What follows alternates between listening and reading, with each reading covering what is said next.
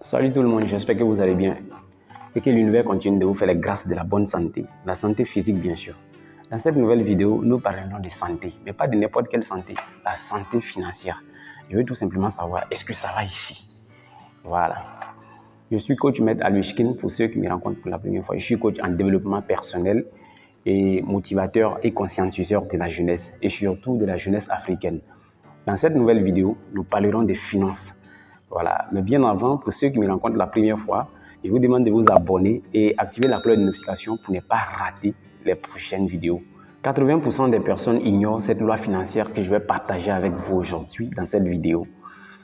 Si je devais résumer cette vidéo en une seule phrase, je dirais plutôt composer avec ce que vous avez d'abord. Pourquoi composer avec ce que vous avez dans la main d'abord? Parce que la plupart des gens aujourd'hui voudraient avoir beaucoup d'argent, c'est-à-dire avoir gros avant d'investir ou encore avant d'entreprendre. Alors qu'il devient aujourd'hui de plus en plus difficile d'avoir du crédit auprès des banques sans une garantie ou encore avoir des personnes de confiance qui vont vous financer pour lancer votre propre business. Et si vous êtes dans ce genre de situation aujourd'hui, je vous demande de rester jusqu'à la fin de cette vidéo car je vais partager avec vous des stratégies très faciles et efficaces que moi-même j'ai appliquées pour pouvoir lancer mon premier business. Tout d'abord, comprenez que le fait de vouloir avoir gros ou encore de gagner beaucoup d'argent d'abord avant de vouloir vous lancer dans votre business n'est pas une mentalité assez bénéfique pour vous. Voilà. Laissez-moi partager avec vous cette anecdote qui a changé carrément ma perception des choses. Il s'agit de ce monsieur qui marche en bordure de route avec son fils. Il marchait le long de la route avec son fils.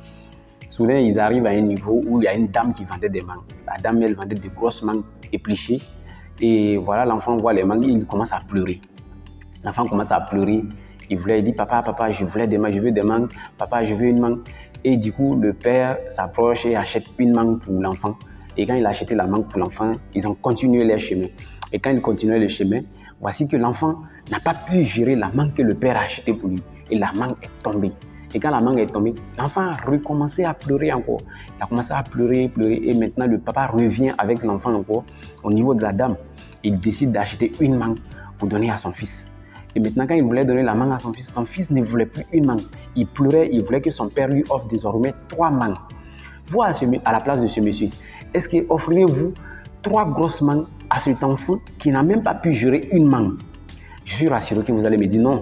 Et c'est la même chose au niveau des lois naturelles de la finance. Vous voyez, tant que vous ne vous montrerez pas mûr et capable de gérer le peu que vous gagnez, vous n'aurez pas droit à plus. Ce que vous ne comprenez pas, c'est que l'univers offre plus d'argent à la personne qui se montre capable de gérer le peu qu'il lui donne à chaque fois.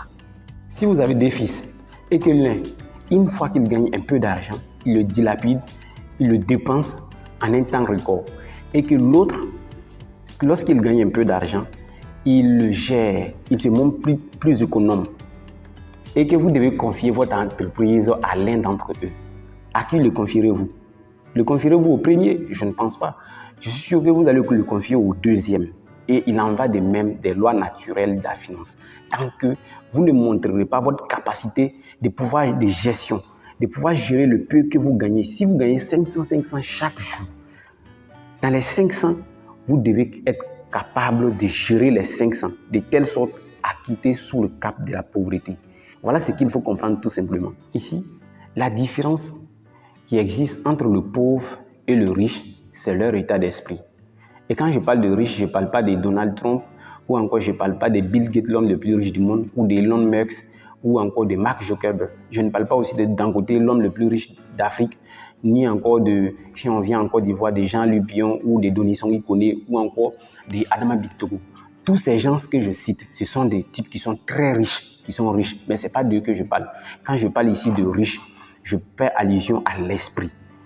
La différence entre le pauvre et le riche, c'est l'esprit. Et l'esprit ici, c'est ce qui détermine votre pauvreté ou bien votre richesse. Au niveau de la mentalité, le pauvre s'attaque toujours sur les difficultés, alors que le riche, lui, il capte toute son attention sur les opportunités. Pour le pauvre, le salaire est toujours insuffisant, le patron est méchant, il est venu au boulot aujourd'hui, il n'a même pas salué. Et tas de choses comme ça. C'est-à-dire qu'il voit toujours des difficultés, des problèmes. Il faut que je quitte ce travail pour trouver un nouveau boulot. Et pourtant, le riche Lui, il capte toute son attention sur les voies et moyens qui lui permettront de quitter la pauvreté. Je vous donne ici l'état d'esprit de 2 employés qui travaillent pour le même patron et qui sont payés peut-être à 100 francs, supposons, par jour. Quelle sera la mentalité du pauvre? Il dira que le salaire est insuffisant. Il dira qu'il y a trop le travail est trop difficile. Il dira qu'il n'y a pas de temps libre. Il dira que non, il n'arrive pas à s'en sortir avec ce salaire parce que ça ne couvre pas ses dépenses. Il sera focalisé sur les problèmes, il sera focalisé sur les difficultés. Alors que pour le riche, il saura bien que les 100 francs sont insuffisants, mais il va utiliser ces 100 francs-là comment? Il va faire en sorte que... Parce que le pauvre se dira qu'il ne pourra pas économiser, il ne pourra pas économiser sur les 100 francs, puisque les 100 francs ne couvrent pas ses dépenses, il ne pourra pas économiser sur les 100 francs. Il va dire non, si je pouvais avoir 500 pour pouvoir entreprendre mon propre business, ça allait être mieux. Ce travail ne va pas me permettre d'avoir 500. Pourtant, pour le riche, qu'est-ce qui va se passer? Le riche saura très bien que les 100 francs sont insuffisants. Il va tout faire pour garder toujours 25, chaque jour 25 à côté et s'arranger avec les 75 francs chaque jour. Il va faire la même chose jusqu'à peut-être pendant 20 jours. Au nombre de 20 jours, il aura exactement les 500 francs que le pauvre a voulu et qui s'est dit qu'il ne pouvait pas. Parce que pour lui, le problème vient d'ailleurs. Le problème vient de tout le monde, sauf lui. Donc le riche, voilà comment il va faire. S'il a les 500 francs, il va investir les 500 francs dans un petit business à côté qui va pouvoir peut-être, on ne va même pas prendre beaucoup, qui va pouvoir peut-être lui donner 25 francs à la suite, chaque jour aussi. Et il continue son boulot aussi où il reçoit aussi en même temps 25 francs. Donc chaque jour, il faut dire maintenant désormais, il aura 50 francs. Et du coup, on n'aura plus besoin de 20 jours. En 10 jours, il va se refaire les mêmes 500 francs. Que peut-être il va réinvestir encore dans son petit business à côté.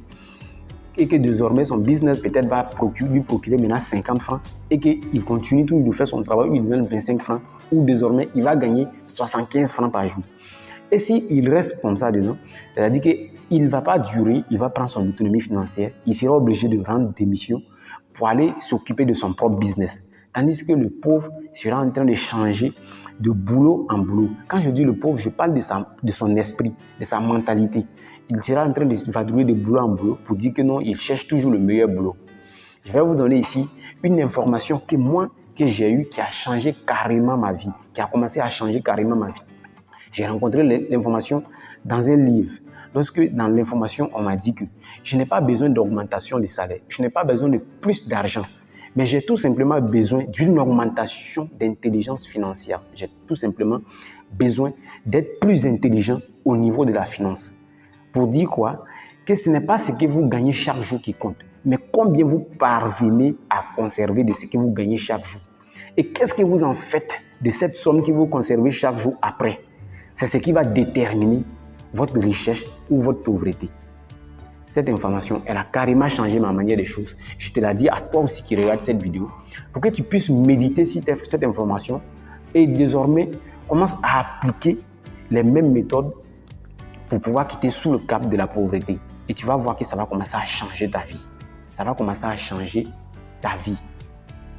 Et sur ce, si tu as aimé cette vidéo, je t'invite, si tu t'es pas encore abonné, je t'invite à t'abonner et de liker la vidéo et activer la cloche de notification pour ne pas rater les vidéos à venir. C'était le coach Maître Alvishkin. À bientôt pour une nouvelle vidéo.